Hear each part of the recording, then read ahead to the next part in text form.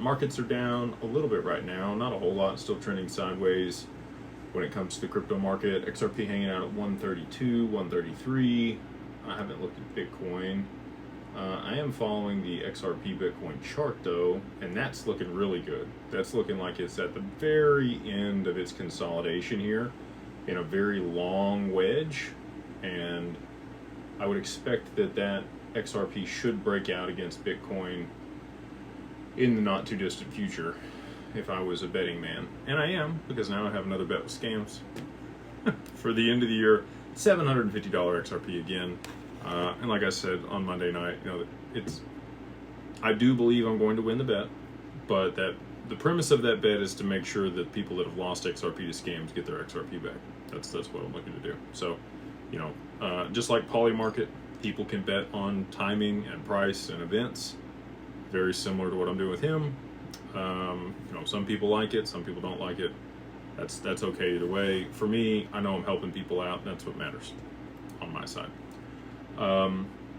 So that's where things are at on the charts. As far as the macro goes, we're still hanging out at the top end of the range on the yen versus the USD. Around 159 is what I saw earlier today. It may have fallen a little bit more. They have been shorting oil, is what it looks like the Bank of Japan chose to do. We have seen a little rise this evening, back up to 159.26, which is a big jump from where it was earlier this evening. If we do continue to see that trend push higher, I think once we get pretty close to 161, 162, the Bank of Japan will have to intervene at that point. And if they're already starting to short oil in a way to be able to push down the inflation there in their economy, and if they're on the wrong side of that, if they're wrong-footed, when a short squeeze happens on oil, they're going to be in an even worse spot than what they are now. Yeah, at the open here, we just saw oil jump again from 15.5 all the way up to 16.6, 16,600 yen per barrel.